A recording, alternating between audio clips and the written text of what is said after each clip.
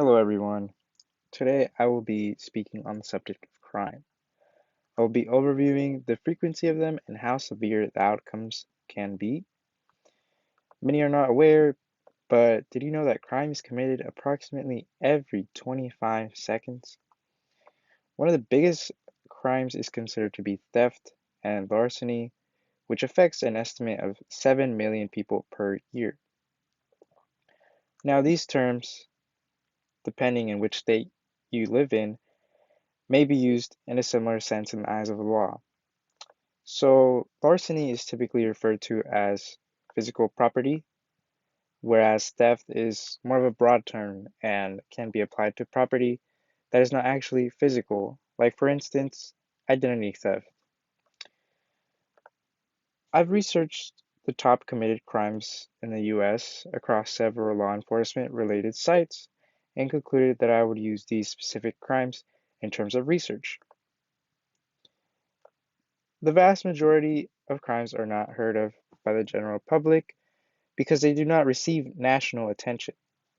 For instance, they are not on the news, they just occur, and everyone else goes on with their lives.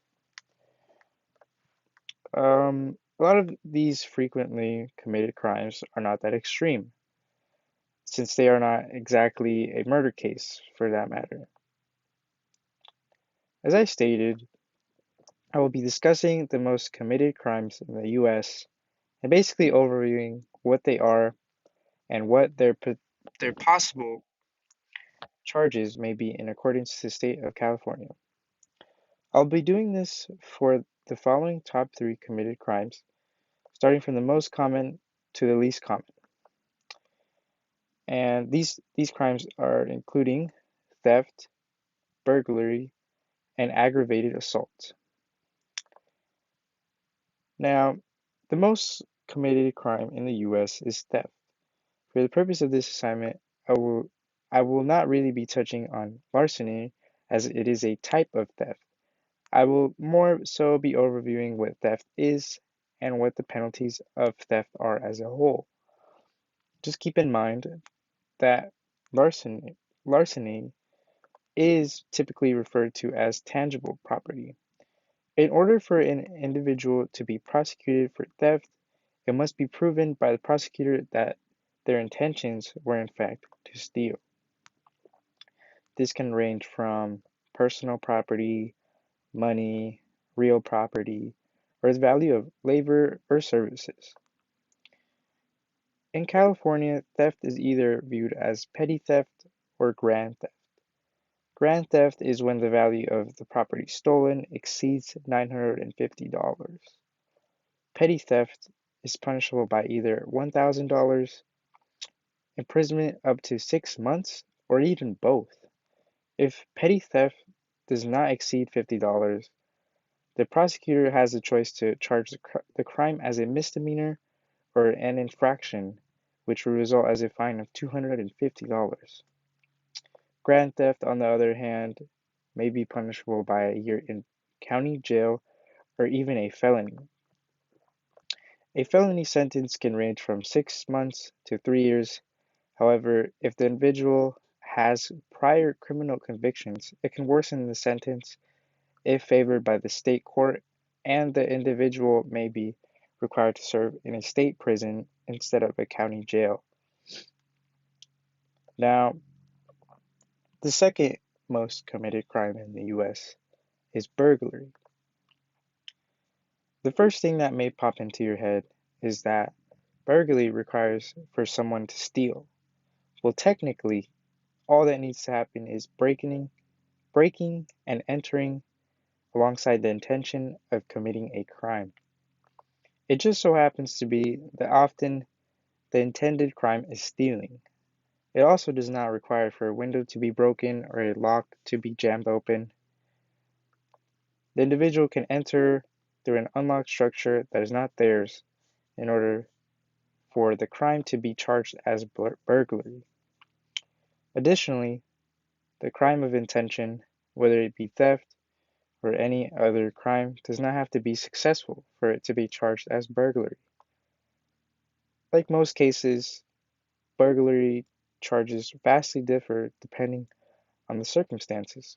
In California, burglary in the first degree, meaning that the burglary occurred in an inhabited building. So, for example, people that were living there, or whether it be a residential area, it can be convicted as a felony and can be sentenced to 2 to 6 years in prison. Now, burglary in the second degree, meaning it's not inhabited, like for instance, a business, that can also be charged as a felony, but it can also be charged as a misdemeanor. A misdemeanor in the case of the second degree would include fines and up to a year in jail. A felony charge in this case would serve up to 3 years in a prison. Now, technically, the most committed crime in some sites um, claims to be car theft, but it appears to be charged similarly, if not exactly the same as theft. So therefore, I will be listing the third most committed crime in the U.S. as aggravated assault. Now, aggravated assault involves any crime attempting to murder, rob, rape, kill, or assault with a deadly or dangerous weapon. This applies to all jurisdictions. I'm not referring to simply assault, if you are confused, which uh, refers to simply an attempt to commit violent injury to another individual. What I am referring to is aggravated assault, and that assault becomes aggravated when the person inflicting the assault intends major damage and disregards for the victim's life. Aggravated assault may be charged as a misdemeanor or as a felony. It all depends on the circumstances. A misdemeanor conviction may be faced with probation, a jail sentence up to a jail sentence up to a year, up to $10,000 in fines, restitution, confiscation of the weapon, and possible community service and or mandatory anger management courses. A felony conviction would be penalized similarly, except instead of serving jail time, a longer sentence would be served in a state prison.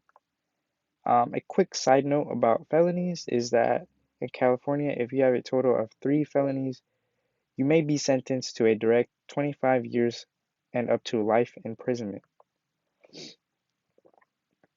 Now, to wrap this all up, as I previously stated, it may seem like all these crimes should be relevant, and they are in the eyes of the law, but a lot of them do not receive national attention. And this doesn't matter if they are felonies or if they're not. And basically, the individuals who commit these crimes serve their penalties, and it goes unnoticed by those who are involved most of the time. Now, you may notice that all these crimes, including theft, burglary, and aggravated assault, besides them all being common, they are all very serious crimes.